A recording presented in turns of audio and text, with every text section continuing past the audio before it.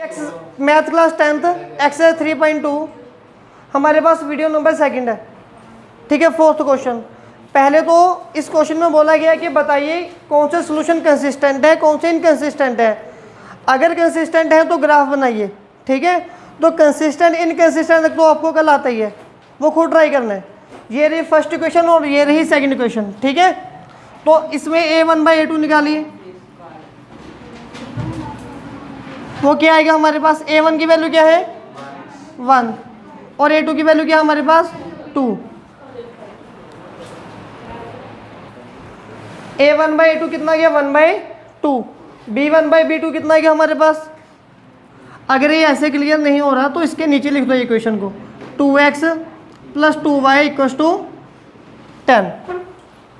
ठीक है, अब हमारे पास a1/a2 क्या बनेगा 1/2, b1/b2 क्या बनेगा अगेन 1/2। तो ये दोनों सेम है तो थर्ड निकालेंगे।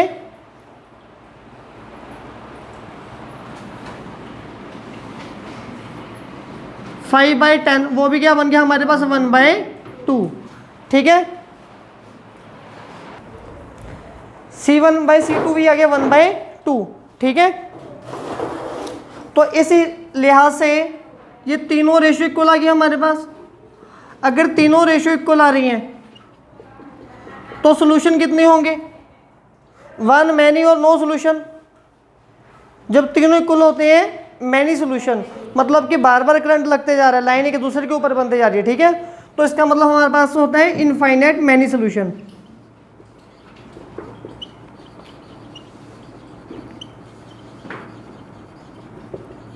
और इसका मतलब क्या होता है, लाइंस कौन सी नेचर की होंगी, कोइंसिडेंट लाइंस। ठीक है, और इसके बाद सॉल्यूशन उन्होंने पूछा कंसिस्टेंट है या इनकंसिस्टेंट है। सॉल्यूशन आ तो रहे ना, तो क्या होगा कंसिस्टेंट सॉल्यूशन। ये कल किए थे ना ऐसे। ठीक है, उन्होंने सिर्फ एक बात पूछी थी, ये चीज़। ये अगर आप बार बार लिखोगे इसका कोई मार्क्स नहीं मिलना, लेकिन ये है कि प्रैक्टिस होती रहेगी हमारी। ठीक है, यहाँ तक कोई कन्फ्यूज़न है, ये तो पुराना काम था। इसके बाद उन्होंने बोला कि अगर सॉल्यूशन कंसिस्टेंट है, if solution is consistent obtain solution graphically. Graph बना के दिखाओ। जब हम इनका ग्राफ बनाएंगे तो लाइन वैसे ही बनेगी एक दूसरे के ऊपर, जैसे कि मैंने कल बताया था। ठीक है, वो चेक करके देखते हैं। सपोज कर लो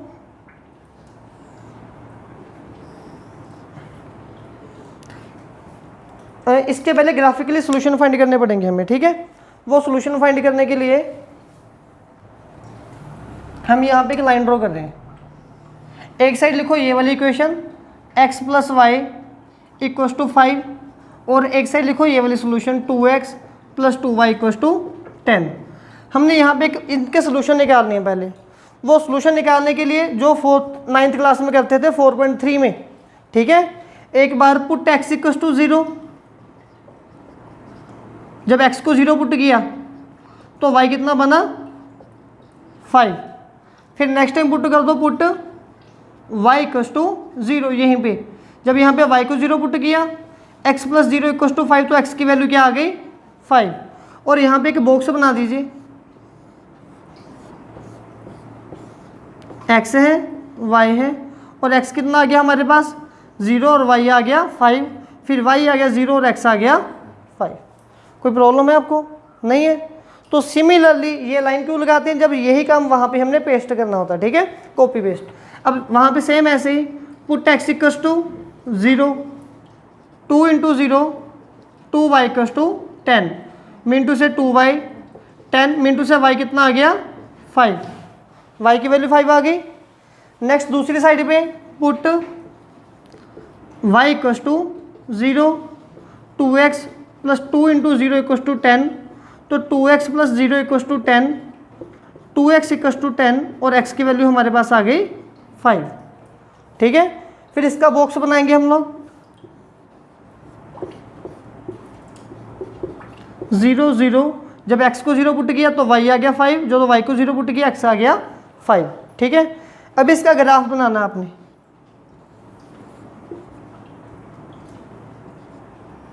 ग्राफ में मैक्सिमम पॉइंट देखिए x एंड y के कौन कौन से हैं, 5 5 है। दोनों में, ठीक है। तो 5 5 तक काउंटिंग लेके जानी है अपने।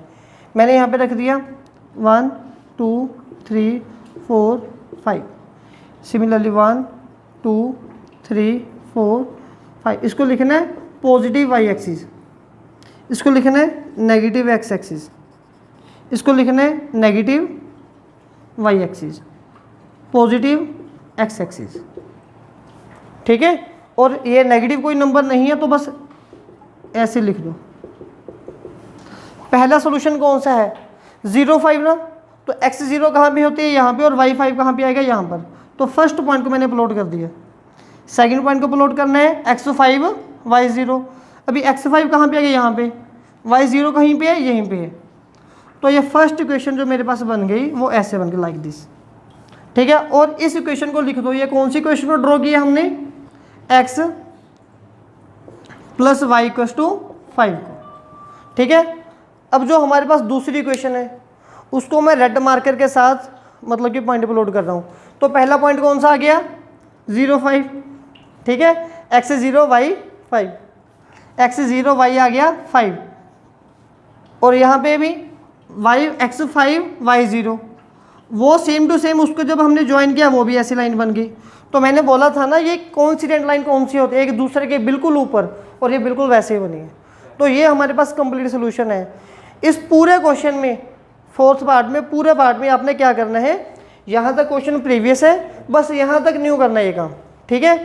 उन्होंने बोला है कि आप वो क्वेश्चन सिर्फ तब ग्राफ बनाइए अगर सोल्यूशन कंसिस्टेंट है, लेकिन हम हर बार ग्राफ बनाएंगे, एग्जाम में तो कैसे भी पूछा जा सकता है, सही है ये चीज़। बस सेकंड ग्राफिकल मेथड हम कर रहे थे। इस क्वेश्चन को पहले हमने चेक करना है कि सोल्यूशन कंसिस्टेंट है या नहीं, ठीक है। कैसे चेक होगा वो, पहले a1 a2 b1 b2 c1 c2 निकालेंगे हम लोग, ठीक है जी। हाँ जी, a1 बाई a2 की वैल्यू क्या आएगी, a1 बाई a2 क्या आएगी वैल्यू, x के साथ क्या है 1, तो a1 क्या 1 बाई 3। b1 बाई b2 की वैल्यू क्या आएगी, बोलिए, नहीं ध्यान से बोलिए, -1 बाई -3 मतलब कि 1 बाई 3। फिर c1 बाई c2 की वैल्यू क्या आएगी हमारे पास 8 बाई 16, दैट इज 1 बाई 2। अब ये दोनों तो इक्वल आ गए, ठीक है, लेकिन ये इक्वल नहीं है। तो हमने पढ़ा था if a1 by a2 equal to b1 by b2, ये दोनों इक्वल है लेकिन थर्ड इक्वल ना हो तो इसको हम क्या बोलते हैं, इसको हम बोलते हैं नो सॉल्यूशन। नो सॉल्यूशन का मतलब हमारे पास क्या आएगा, इनकंसिस्टेंट सॉल्यूशन,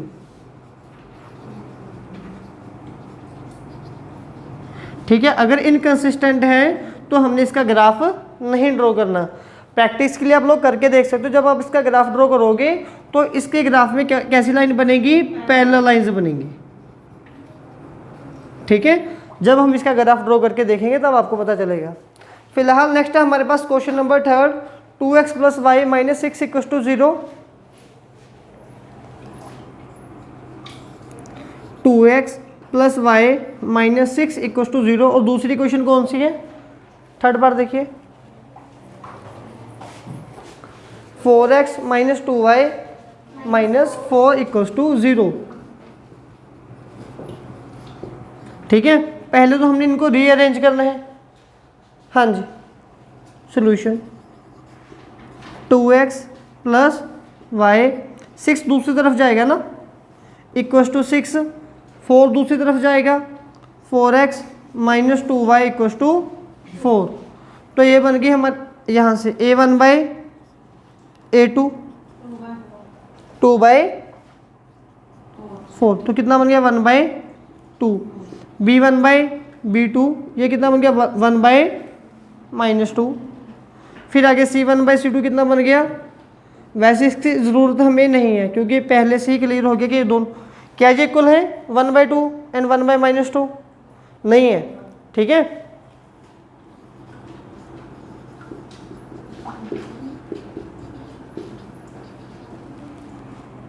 अगर ये दोनों इक्वल हमारे पास नहीं आ रहे तो हमारे पास कैसे सॉल्यूशन आते हैं, यूनिक सॉल्यूशन,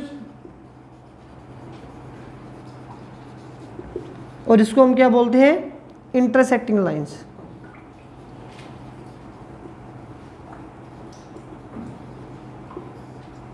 ठीक है, और सोल्यूशन हमारा क्या हो गया, कंसिस्टेंट। अभी हमने इसका ग्राफ भी बना के देखना है ना, थर्ड पार्ट का। तो ये जो फर्स्ट पार्ट इसको मैं रब कर देता हूँ सेकंड को, क्योंकि इसका तो ग्राफ नहीं बनाना हमने।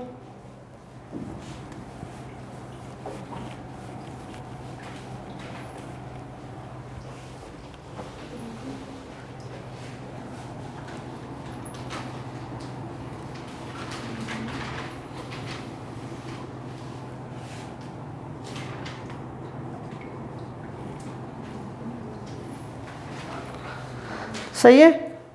अब इसका ग्राफ कैसे ड्रॉ करना है, यहाँ पे देखिए, पहले हम क्या पुट करें, यहाँ पे x को 0, पुट x इक्वल्स टू 0,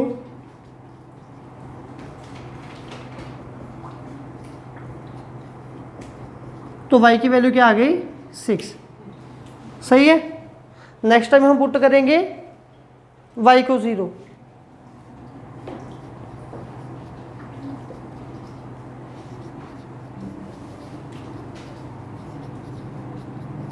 तो x की वैल्यू क्या आ गई, 3। ठीक है। अगर मैं इसका बॉक्स बनाने की कोशिश कर रहा हूं,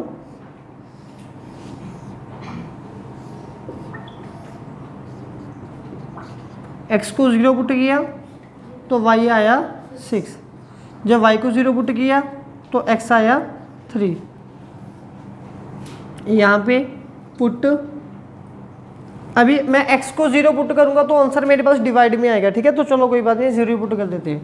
put x equals to 0, 4 into 0 minus 2y equals to 4, 0 minus 2y equals to 4, minus 2y 4, और y की वैल्यू बन गई -2।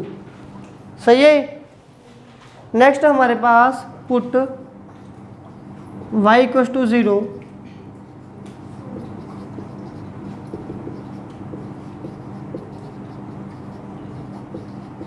x की वैल्यू क्या आ गई हमारे पास 1।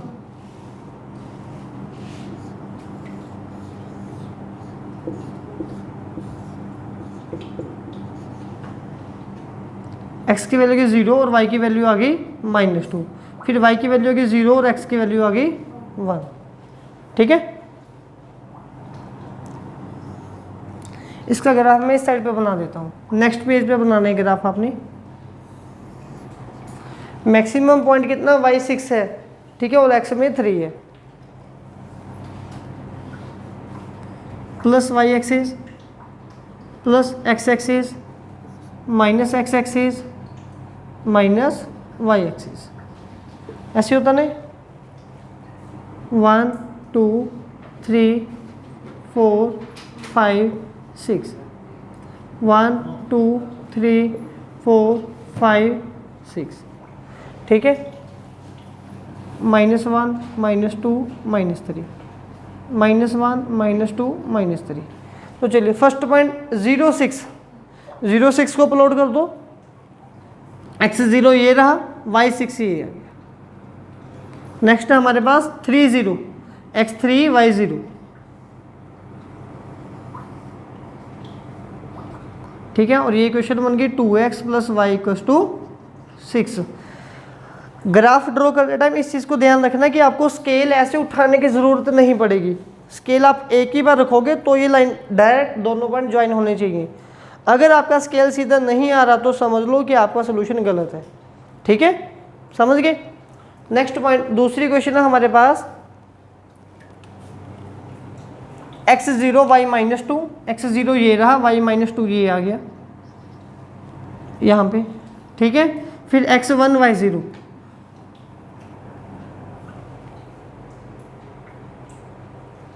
x 0 सॉरी y 0 है हमारे पास, और x 1 ये रहा, y 0 यहाँ पे। ठीक है, तो दूसरी लाइन जा रही है यहाँ से,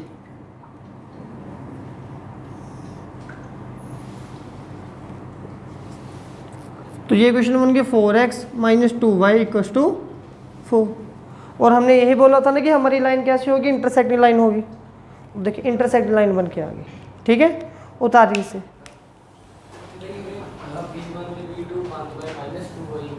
हाँ जी, 2x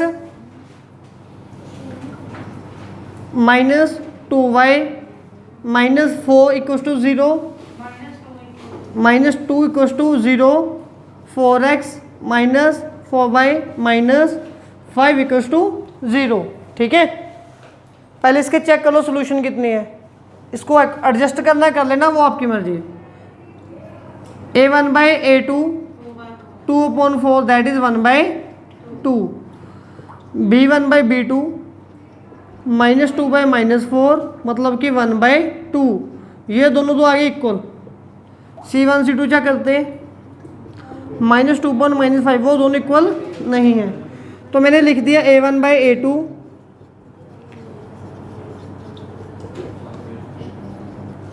ठीक है। तो इसका मतलब क्या आएगा आगे, इसका मतलब क्या आएगा, नो सॉल्यूशन, मतलब कि पैरेलल लाइंस, मतलब कि inconsistent solution.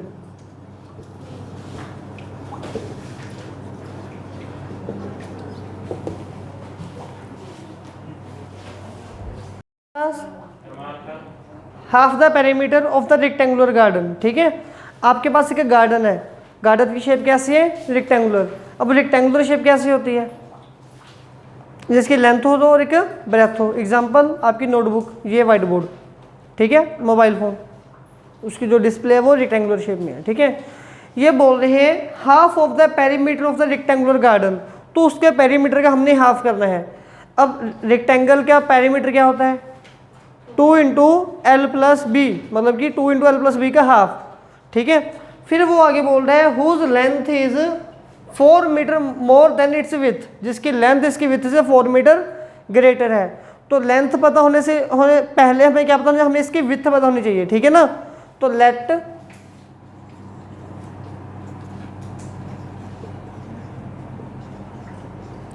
With of rectangular is x metre, then इसकी लेंथ कितनी आएगी हमारे पास, x प्लस कितने मीटर, 4 मोर है ये 4 मीटर। ठीक है, x प्लस 4 मीटर। ये क्लियर है, नहीं क्लियर हुआ? उसने क्या बोला है, एक गार्डन है, मान लो आपके 2 सब्जेक्ट में मार्क्स आए हैं, एक में मार्क्स दूसरे से 4 नंबर ज़्यादा है। अगर एक में 6 है तो दूसरे में कितने होंगे, 6 + 4 10। अगर एक में 12 है दूसरे में 12 + 4 16। अगर एक में x है x + 4, तो उसने बोल दिया कि पंजाबी में मार्क्स हिंदी से 4 मार्क्स ज़्यादा है, तो पहले हिंदी के पता होनी चाहिए ना। तो ऐसे लिए लेंथ विथ से 4 मीटर मोर है, तो पहले विथ पता होनी चाहिए, तो विथ को लेट कर लिया मैंने x मीटर, तो लेंथ कितनी आएगी, x + 4 मीटर। ठीक है, अभी भी समझ में नहीं आया, नहीं आया, ऐसे क्यों किया? वो 36 तक अभी मैं गया नहीं। ठीक है, हमने आगे नहीं जाना, सरल भाषा में ओवर स्मार्ट नहीं बनना, अभी वहाँ पे जाना है। ठीक है, तो लेंथ ब्रेथ होगी। अब इसके बाद अकॉर्डिंग टू क्वेश्चन, अब हम क्वेश्चन को बोलेंगे हाँ हुन बोलो क्या बोल रहे हैं। अब यहाँ पे हमारे पास क्या था, half the perimeter of the rectangular garden, तो हमने क्या करना है, इस गार्डन के पेरीमीटर का हाफ करना है। तो हाफ कीजिए ना, मतलब कि 2 × l+b का हाफ। ठीक है, क्या है, half of the perimeter rectangular garden whose length breadth is like this. ठीक है, इज 36 मीटर, मतलब कि पेरीमीटर इज 36 मीटर, पेरीमीटर का हाफ कितना है, 36 मीटर। समझ में आ गया? उसने बोला है कि पेरीमीटर है।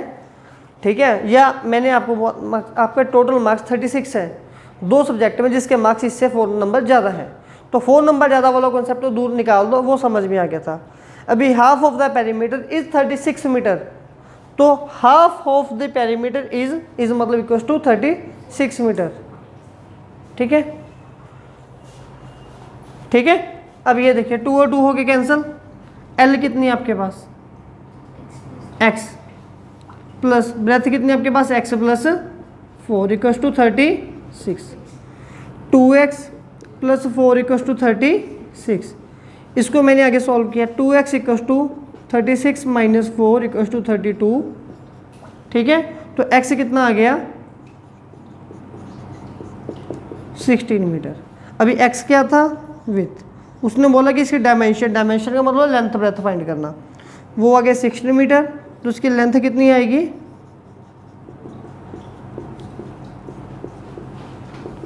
20 मीटर, और ये आ गया हमारे पास आंसर। ठीक है, अब इसके बाद नेक्स्ट क्वेश्चन जो है वो भी बिल्कुल इसके साथ ही है। इन्होंने हमें एक इक्वेशन दे दी, इक्वेशन है हमारे पास 2x + 3y - 8 = 0। क्वेश्चन नंबर 6 मैं यहाँ पे कर देता हूँ, 2x + 3y - 8 = 0। एक लाइन तो ये दे दी, अब ये लाइन सपोज कर लो ऐसे जा रही है, ठीक है, इसकी जो इक्वेशन होगी ग्राफ में वो सपोज कर लो ऐसे जा रही है। ये बोल रहे हैं अब बिल्कुल ऐसे जाने वाली एक इसके पैरेलल लाइन बताइए, एक ऐसे जाने वाली, इसको बिल्कुल एक बार कट करके निकले एक्सीडेंट हो ऐसे जाए, एक बार बिल्कुल इसके ऊपर ही लाइन जाने वाली बताइए। तो 3 पेयर हमने ऐसे फाइंड करने हैं। ठीक है, तो बुक में सबसे पहला पेयर कौन सा बोला इन्होंने आपको, find a pair of equation intersecting line, उसके बाद क्या बोला है पैरेलल लाइन, उसके बाद क्या बोला है कोइंसिडेंट लाइन। तो थर्ड पार्ट इसका हम पहले करेंगे।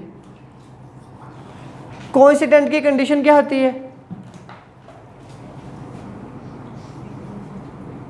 जब तीनों पार्ट क्या हो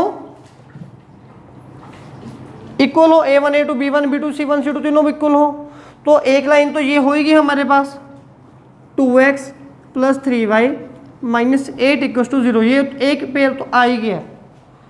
दूसरा pair A1 A2 B1 B2 C1 C2 की रेशियो सेम आई, तो मैं क्या करूँगा इस पूरी इक्वेशन को 2 नंबर के साथ मल्टीप्लाई कर देता हूँ। आपकी मर्जी है 2 के साथ मल्टीप्लाई करो, चाहे 3 के साथ मल्टीप्लाई करो, चाहे 10 के साथ करो, चाहे 1 लाख के साथ करो, चाहे 1 करोड़ के साथ करो। कौन सा टेबल अच्छे से आता है, 2 3 या 10 2। ठीक है, तो चलो इसको 2 से मल्टीप्लाई कर देते हैं। तो कोइंसिडेंट लाइन चाहिए ना, तो जब मैंने इसकी 2 से मल्टीप्लाई की तो एक आ गया 20x, एक आ गया 30y, एक आ गया -80 = 0। अब इनकी रेशो निकाल के देखना सेम टू सेम आएगी। हाँ जी,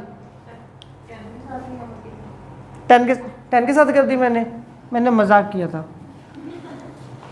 2 के साथ करनी है तो एक आ गया 4x 6y - 16 = 0। सही है। अभी इसी के बाद इसके सेकंड पार्ट में हमें कौन सी लाइन फाइंड करनी है, पैरेलल लाइन। पैरेलल लाइन में क्या होता है, A1 A2 B1 B2 तो होते हैं सेम, ये लिखी हुई है शर्त मैंने, तो मैं 2 नंबर की इनकी मल्टीप्लाई तो सेम नंबर से कर दूंगा, थर्ड की मल्टीप्लाई नहीं करूंगा। ठीक है, तो मैंने यहाँ तक तो ये ऐसी लिख दी 2x 3y - 8 = 0, 4x 6y, लेकिन यहाँ पे मल्टीप्लाई नहीं की, 1/2 1/2 1/1, तो 2 इक्वल तीसरे इक्वल नहीं है, तो कैसी लाइन बनेगी पैरेलल लाइन। सही है। इसका फर्स्ट पार्ट,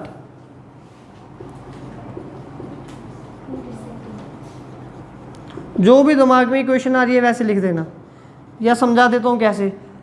पहले तीनों की मल्टीप्लाई की 2 के साथ, फिर 2 की, बस फिर कल ओनली पहले की करनी है। फर्स्ट इक्वेशन तो ये है ही है, प्रीवियस सबसे फर्स्ट पार्ट में हमने क्या किया था, इसकी भी मल्टीप्लाई की 2 के साथ, इसकी भी।